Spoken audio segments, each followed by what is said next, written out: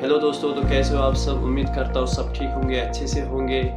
Welcome to the channel original insights by Abid. Basically this is my first video which I am going to upload only for the purpose to share and gain the knowledge too with you audience, with those students or persons who are in seek of the knowledge regarding dialysis and the kidney itself. आगे बढ़ने से पहले आपसे एक request है, do subscribe and hit the bell icon so that I can continue to make the videos regarding the same. So let's begin. This is my first video and I don't want to bore you or make this video boring or annoying, and I will try to explain the things in brief. So today we are going to talk regarding what is dialysis and how it is correlated with those patients who were suffering with a chronic type of disease, that is CKD, chronic kidney disease, or we can say end-stage renal disease or renal shutdown. Dialysis है क्या basically, and ये हम किन लोगों को हम dialysis देते हैं, किन पेशेंट्स, किन मरीजों को हम डायलिसिस देते हैं. Before proceeding towards this, let me tell you some basic functions containing both exocrine as well as endocrine functions of the kidney. उसके बारे में हम आज अच्छे से बात करेंगे, तभी जाके तो हम समझ पाएंगे ना कि जो डायलिसिस है ये कैसे कोरिलेटेड है with those who are suffering with CKD. So जो किडनी है हमारी, इसकी जो फंक्शन होती है दैट इज टू क्लींस और filter the blood so that remove, यहां याद रखना मैं दो चीजें बोलूंगा, so that remove nitrogenous wastage and excessive fluid from the blood so that to maintain the haemodynamic stability of the body. दो चीजों का मैंने जिक्र यहाँ पे किया कि nitrogenous wastage and excessive fluid. Excessive fluid जो हमारी बॉडी होती है, 70% of the body is composed of the water, and जो नाइट्रोजनस वेस्ट, वही वाटर जब हमारी बॉडी में जरूरत से ज्यादा हो तो उसी को हम बोलते हैं एक्सेसिव फ्लूइड. एंड जो नाइट्रोजनस वेस्टेस होते हैं, those were containing solutes like urea, creatinine, uric acid, blood urea, nitrogen, some AGEs, AGPs, CGEs, cytokines, ये सारे हमारे केमिकल्स और सोल्यूट्स में आते हैं. और इलेक्ट्रोलाइट्स भी होते हैं हमारे ब्लड में, जैसे कि सोडियम है, पोटेशियम है, कैल्शियम है ना, ये सारे हमारे क्लोराइड्स है, ठीक है ना, फॉस्फेट है, जो भी आयन हो वो सारे हमारे ब्लड में पाए जाते हैं. तो ये सब चीजें जब एक इक्वल मात्रा में, इक्वल क्वांटिटी में प्रेजेंट हो, जो कि बॉडी के मेटाबॉलिज्म एंड कैटाबॉलिज्म के लिए जरूरत हो, तो उस टाइम हम बोलते हैं haemodynamic stability. There is haemodynamic stability inside the body. जब यही चीजें कुछ ज्यादा हो जाए, कुछ कम हो जाए, तो उसको हम बोलते हैं haemodynamic unstability. So that time कि जो पेशेंट होता है ये होता है हीमोडायनेमिकली अनस्टेबल. अब जो ये स्टेबिलिटी मेंटेन करता है, इक्वलाइज करता है, बैलेंस करता है, वो कौन सा ऑर्गन है? That's kidney. मैं ये नहीं कहूँ कि होली जो किडनी है कि यही मेंटेन करते हैं, but majority of the contribution is from kidney. How? Let's see. There is a mnemonic that is a wet bed. Okay, remember this and read this from row wise. Okay, first A, then W, then E, then T, then B, then E, and lastly D. Wet bed. इससे हम exocrine and endocrine functions kidney के याद रखेंगे, memorise कर पाएंगे, क्योंकि mnemonics were very important while learning or grasping something related to the studies. A say it is acid-base balance. Second, W it is water regulation. Third, it is electrolyte balance. Fourth, it is toxin removal. And fifth, it is B is blood pressure regulation. Sixth, it is erythropoiesis. Seventh, it is vitamin D. That is D. Vitamin D activation. Those were some basic exocrine or endocrine functions, those were performed by the kidney itself. Talking about the first one, that is acid-base balance.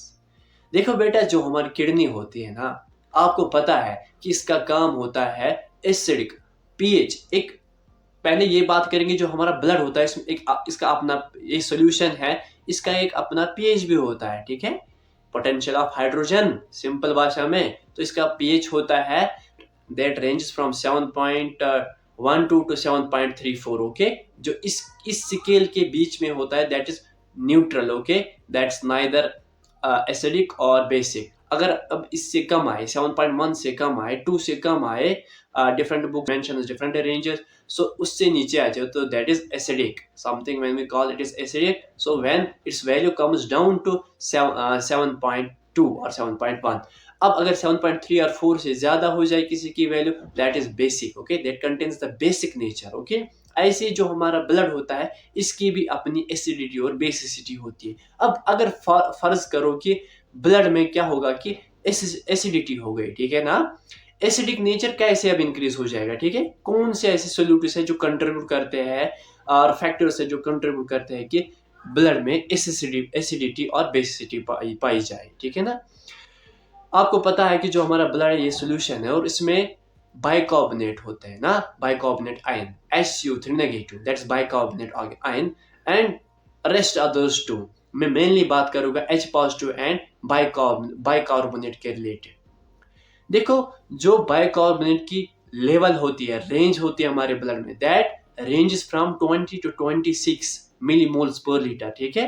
अब अगर ये कम हो जाए, ठीक है ना, अगर ये ब्लड में कम हो जाए, क्योंकि किडनी का काम है फिल्ट्रेशन, उस टाइम उस फिल्ट्रेट में इतना भी याद रखो कि उस फिल्ट्रेट में ये बाइकार्ब भी होते हैं। अगर ये ज्यादा से ज्यादा एक्सक्रीट हो गए वह इन द फॉर्म ऑफ यूरिन, तो ब्लड में क्या हो जाएगी इसकी मात्रा कम, ड्यू टू सम एबनॉर्मलिटी और एनॉर्मलिटी हो गया, फर्ज करो कि कम हो गई, ठीक है। तो उस टाइम जब ये एक बेसिक नेचर प्रोवाइड करती है बाइकार्ब, जब ये ब्लड से कम हो गई तो उसका मतलब acidic environment increases inside the blood. अब उस एसिडिक एनवायरनमेंट में ठीक करने के लिए क्या करेगी किडनी, मैंने बोला कि एसिड बेस बैलेंस को मेंटेन करनी है, it will stop excreting the bicarbonate ion as such itself and will increase it is concentration, इसकी मात्रा को इंक्रीज करेगा ब्लड में, and ultimately it will correct the problem of metabolic acidosis. And if there is metabolic alkalosis, metabolic पता है ना, ये different topic है, respiratory alkalosis, respiratory acidosis, metabolic acidosis and metabolic alkalosis. I will talk, ये आपको VBG से और ABG से पता चल जाएगा कौन क्या होता है। फिलहाल हम इतनी बात करेंगे कि जो मेटाबॉलिक एसिडोसिस और मेटाबॉलिक अल्कलोसिस है उसको कैसे किडनी ठीक करते हैं, हेल्प करते हैं ठीक करने में। अब अगर मेटाबॉलिक अल्कलोसिस हो गई, जिसका मतलब है कि बाइकार्बोनेट बेसिक नेचर बढ़ गया है ब्लड का, तो उस टाइम क्या करेगी kidney, it will try to excrete more and more bicarbonate from the blood and it will decrease its level inside the blood solution and will increase its excretion in the form of urine, so that to correct the metabolic alkalosis problem. This is how kidney help us to maintain or regulate the balance or acidic basic balance of the blood to maintain the hemodynamic stability. Second, it is bed, okay, B, it is blood pressure regulation, okay. How kidneys help in blood pressure regulation? See, there were two mechanisms that those were actively working and those were performed by the kidney itself. Two mechanisms. First है ROS, renin angiotensin aldosterone system, and second one it is CCM, counter current mechanism. याद रख लेना, अभी दो mechanism है जो कि kidneys as such perform करती है, बहुत ज्यादा इंपॉर्टेंस है इन दो फंक्शंस की। फर्स्ट वन ROS, हम हैं बात कर रहे हैं अभी किस फंक्शन के बारे में, ब्लड प्रेशर रेगुलेशन। सी आपको पता होनी चाहिए ब्लड प्रेशर क्या है, इसके बारे में अलग एक वीडियो बनाएंगे, ब्लड प्रेशर क्या होता है, कैसे मेजर करते हैं, कौन कौन से तरीके होते हैं, ठीक है, तो वो सब हम अलग वीडियो में बात करेंगे उसके बारे में। अगर आपको भी उसके रिलेटेड नॉलेज चाहिए, देखो वर्ल्ड वाइड ये पता ही है कि नॉलेज हर जगह अवेलेबल है, चाहे यूट्यूब हो, सोशल मीडिया हो, क्या इसको बोलते हैं, चैट जीपीटी, AI जनरेशन है भी चल रही है, ऐसी जनरेशन की सब कुछ मिलता है, नोट्स, PDF, PPTs। मगर मैं कोशिश करूँगा यहाँ की इस सब को असेंबल करके यहाँ पे कलेक्ट कर दूँ और आपके साथ शेयर करूँ, ताकि आपका भी टाइम बच जाए। नाम से ही पता चल गया होगा कि जो हमारी किडनी है इससे एक हार्मोन रिलीज होता है that is called as renin. Okay, there were two different types of renins inside our body. Hormones same, both are the hormones, RENNIN and RENIN. This one is RENIN, renin. ठीक है. सो जो ये hormone होता है ये कब निकलता है और क्यों निकलता है आपको पता है. थोड़ा स्ट्रक्चर, एनाटॉमिकल स्ट्रक्चर लाओ किडनी के और मॉर्फोलॉजिकल स्ट्रक्चर अपने सामने रखो किडनी के. जो किडनी होती है जब हम इसको टीएस सेक्शन में कट करेंगे अंदर से जब हम देखेंगे इसमें रीनल आर्टरी जाती है और रीनल वेन बाहर आती है. ठीक है. जो रीनल आर्टरी होती है ना बेटा इसके अंदर ये इफेरेंट आर्ट्रियोल आना, एफेरेंट आर्ट्रियोल एंड फिर ग्लोमेरुलस के बाद बॉबिन्स कैप्सूल के बाद निकलने के बाद इसको बोलते हैं इफेरेंट आर्ट्रियोल यानी एग्जिट करना वहां से. जो इफेरेंट आर्ट्रियोल होती है ना that is some bit narrow in diameter compared to that of afferent arteriole. क्यों होती है ये नैरो इन डायमीटर? अल्लाह ने जो भी रखा ना, देखो ऊपर वाले ने जो भी रखे हैं हमारे फंक्शंस अंदर बॉडी में वो एक बैलेंस्ड लेवल में रखी है और एक वजूहात उनके पीछे वजूहात होते हैं, कारण होते हैं क्यों उनको ऐसे रखा गया. तो यहाँ समझेंगे हम इफेरेंट आर्टरियोल के बारे में क्यों ये नैरो होती है, ताकि जब कभी बॉडी में ब्लड प्रेशर डाउन हो जाए या इंक्रीज हो जाए. तो रेगुलेशन का बेसिकली मीनिंग यही है कि कुछ ज़्यादा हो जाए तो उसको कैसे कम करना है, कुछ कम हो जाए तो उसको कैसे बढ़ाना है. अब बात तो चल रही है ब्लड प्रेशर के बारे में. जब ये बॉडी में सपोज करो कम हो गया, that's called as hypotension. When there were hypotensive crisis inside the body, so that time what kidney will do, it will secrete this hormone that is called as renin. So this hormone ultimately it will go into the blood stream. Blood stream में जाने के बाद it will go enter into the adrenal gland. You know, adrenal gland or suprarenal gland that is exactly present over the apex of the kidneys. Okay, उसके ऊपर ये present होते हैं, ये glands छोटे छोटे से glands होते हैं. इनमें जाके ये मिनरल और कॉर्टिकोसाइड्स को एक्टिवेट करवा देंगे. यानी ये एंजियोटेंसिनोजन सेकंड को फर्स्ट को एंजियोटेंसिनोजन सेकंड में कन्वर्ट करवा देंगे. उस हार्मोन को कन्वर्ट करता है कौन सा हार्मोन? रेनिन, जो कि किडनी से निकलता है. सपोज याद रखना कंडीशन क्या है कि there is low blood pressure, okay, inside the body, hypotensive crisis we are going on. और जो हमारा ये एंजियोटेंसिनोजन सेकंड 80 सेकंड होता है, इसकी एक प्रॉपर्टी होती है दिस एक्ट एज एन वेसोकंस्ट्रिक्टर. ये वापस ब्लड स्ट्रीम से फिर से वापस जाके किडनी में जाता है और इफेरेंट आर्टरियोल पे पड़ता है and it constricts the efferent arteriole more and more so that they increase the hydrostatic pressure inside the glomerulus and thereby the blood pressure itself. This is how kidney help us in maintaining, increasing the blood pressure when there were hypertensive crisis. On the other hand similarly आप तो समझ ही गए होंगे कि जो अगर मान लो किसी में हाइपरटेंसिव क्राइसिस है, दवाइयों का काम तो छोड़ दो, पहले जो नेचर है ना, नेचर उसको बयान करो. पहले जो किडनीज होते हैं उस टाइम क्या होगा कि it will not secrete this renin hormone. what will happen subsequently? The other working mechanism will stop. There will be no 80 second, there will be no vasoconstriction of this arteriole and no increase in the further BP. So there will be vasodilation that time and blood pressure will decrease. blood pressure होता क्या है? जो blood volume होता है vessels में, जब वो ज्यादा हो जाएगा तो ब्लड प्रेशर बढ़ेगा, वॉल्स पे ज्यादा फोर्स लगेगा. जब वॉल्स से जब वेसल ही बढ़ गई, डायमीटर डायलेशन हो गई, तो वॉल्यूम कम हो जाएगा ऑटोमेटिकली एंड प्रेशर डिक्रीज हो जाएगा. This is the second function. Let me tell you third function of the kidney. Those were very important and performing by the kidney itself. That is electrolyte balance. What is actually electrolyte balance and how kidneys help to maintain the electrolyte balance of the blood or inside the body, I can say. See, आपको पता है कि जो kidney है ना, इसमें blood तो enter करता है, ठीक है ना, किस वजह से, किस मकसद से, ठीक है ना, so that it may get purify. Okay, the kidneys will help to purify this blood and removes the wastes and nitrogenous wastes and excessive fluid from it. उस nitrogenous wastes में electrolytes भी आते हैं बेटा. वो electrolytes कैसे ये kidney remove करती है और कौन कौन सा electrolytes रिमूव करती है और किस टाइम पे electrolytes को रिमूव करती है, ठीक है, ये समझेंगे.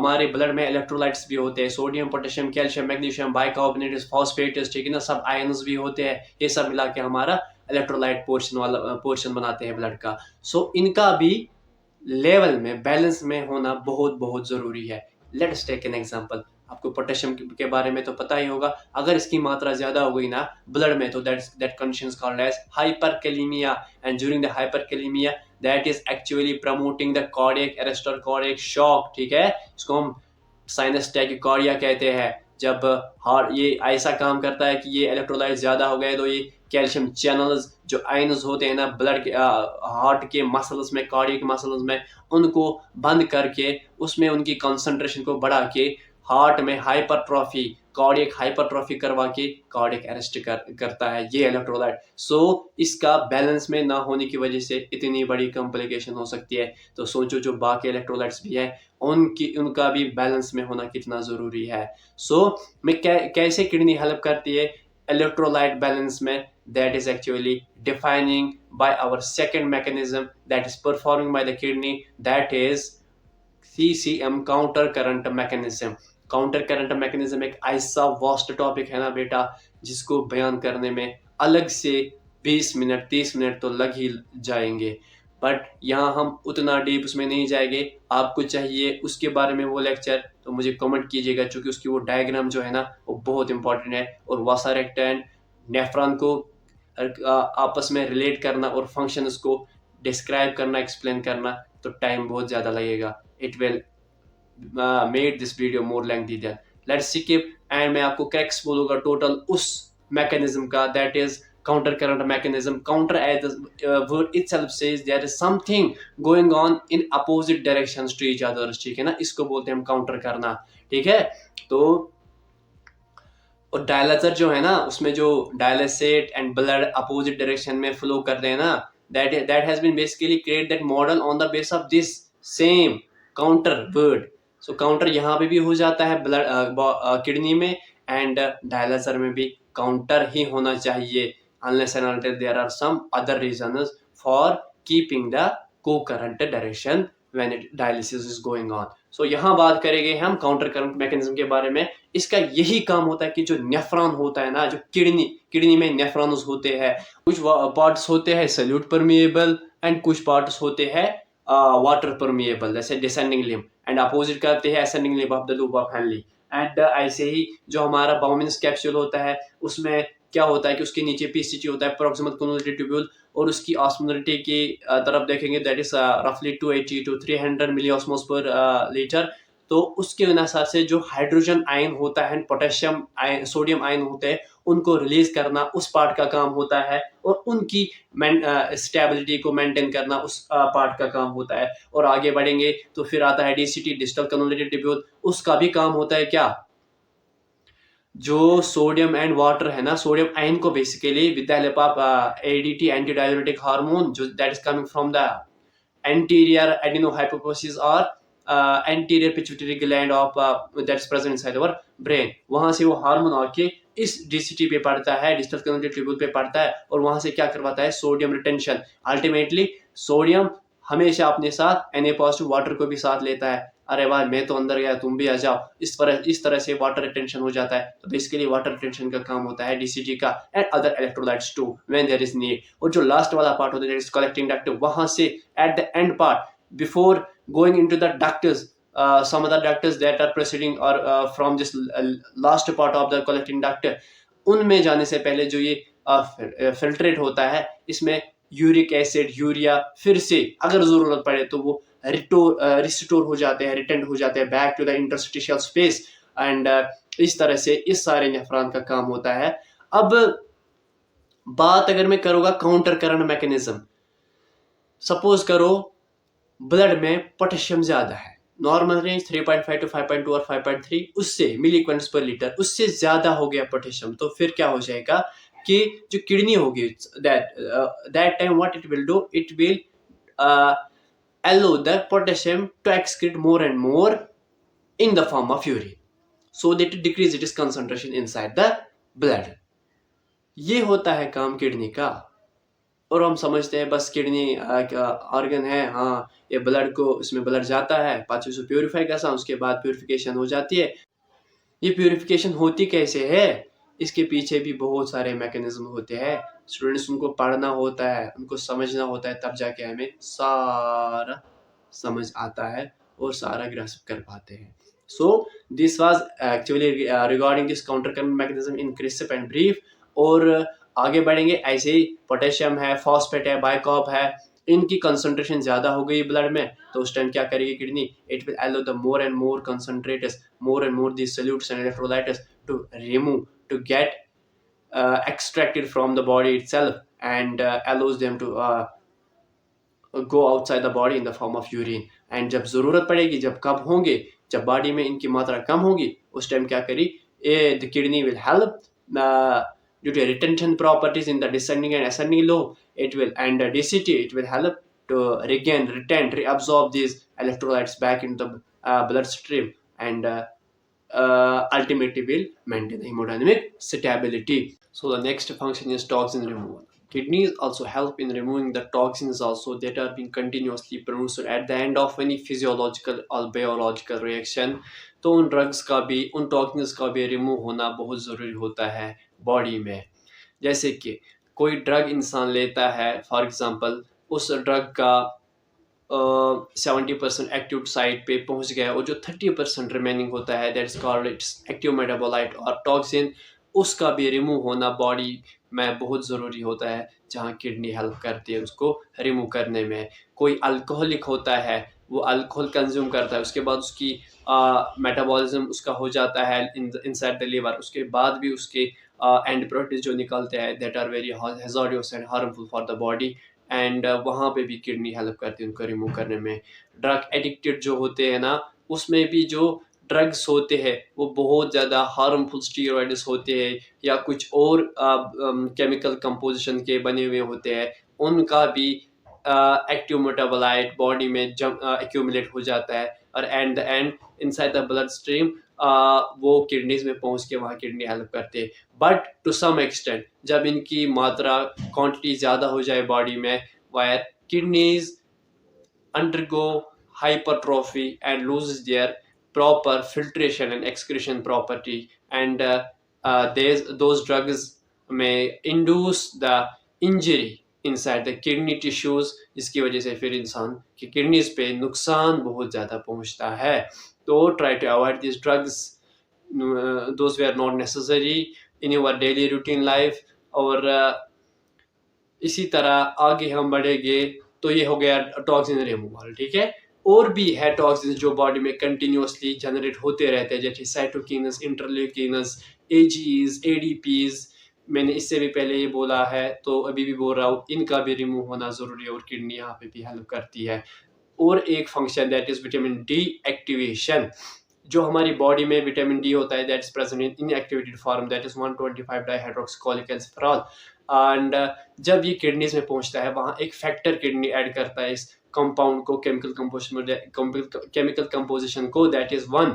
और ये 1 कैसे जुड़ता है इसमें, ये भी एक लंबा वीडियो है, लंबी प्रोसेस है, समझने के लिए टाइम चाहिए, वीडियो ऑलरेडी बड़ा हो चुका है। तो ये 1 इसके साथ ऐड करने में किडनी हेल्प करती है, और it's then forming, it forms 125 dihydroxycholecalciferol or calcitriol, that is the activated form of vitamin D।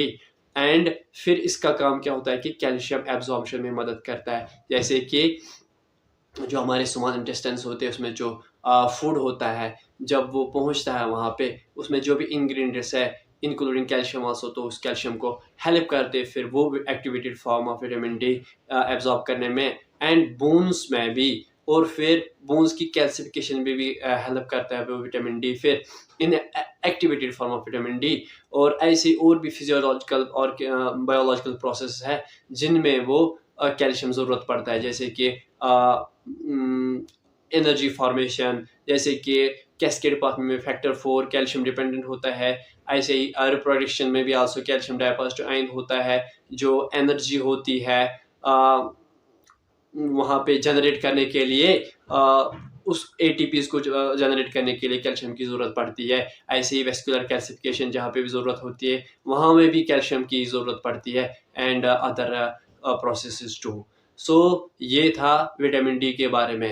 And lastly मैं एक फंक्शन भूल गया था एक्सप्लेन करना, that is water regulation. The kidneys also help in water regulation by means of, with the help of CCM counter current mechanism. Suppose it is summer outside or you were somewhere in a desert, तो वहाँ पे क्या होता है कि kidney body needs to store and save more and more water as there is scarcity of the water. उस time क्या excessive sweating भी होती है, तो वाटर को स्टोर करने के लिए क्या करती है किडनी, सीसीएम की हेल्प से जो डिसेंडिंग एसेंडिंग लूप और डीसीटी होता है उनमें वाटर एब्जॉर्प्शन ज़्यादा से ज़्यादा करवाता है with the help of that ADH anti diuretic hormone acting on the DCT part. And जो loops ascending and descending loops होते हैं उनमें वो वाटर परमिएबल प्रॉपर्टी को बढ़ाते हैं और इम्परमेबल प्रॉपर्टी को घटाते हैं, वाटर की एक्सट्रैक्शन को कम करते हैं किडनी। इस तरह से वाटर को मोर and more back interstitial space में सेंड करती है, उससे फिर वो ब्लड स्ट्रीम में जाके वाया वासा रेक्टा फिर से सिस्टमिक सर्कुलेशन में पहुंच जाता है वो वाटर। इस तरह से किडनी हेल्प करती है वाटर को स्टोर करने में। And similarly when it is winter outside, क्या होता है कि वाटर की स्कार्सिटी नहीं होती है, वाटर ऑलरेडी ज़्यादा अमाउंट में, या सपोज करो आपने बहुत ज़्यादा एक्सेसिव ड्रिंकिंग की वाटर की, एंड उस टाइम क्या होता है कि kidney body there is a stimulation to the kidney that yes, the body is full of the water and needs to some part of the water, some volume of the water needs to be excreted। उस time क्या होता है कि excessive urination की वजह से, frequency की वजह से, maturation की वजह से वो kidney help करती है उस water को excrete करने में। This is how kidney helps in performing these exocrine as well as endocrine functions। I hope आपको ये वीडियो हेल्पफुल, आपके लिए ये हेल्पफुल साबित हो चुकी होगी अभी तक। और this is my first video and I must say that कि इसमें कुछ मिस्टेक्स भी हो गई होगी, तो उम्मीद करता हूँ जो भी इसमें अच्छा कंटेंट है उससे आपको फ़ायदा मिल चुका होगा। और हेल्प कीजिए, सपोर्ट कीजिए और सब्सक्राइब कीजिए so that I can make continuously upload the videos regarding the same and gain the knowledge and share the knowledge too। Thank you. Fi amanillah. Bye bye. Take care.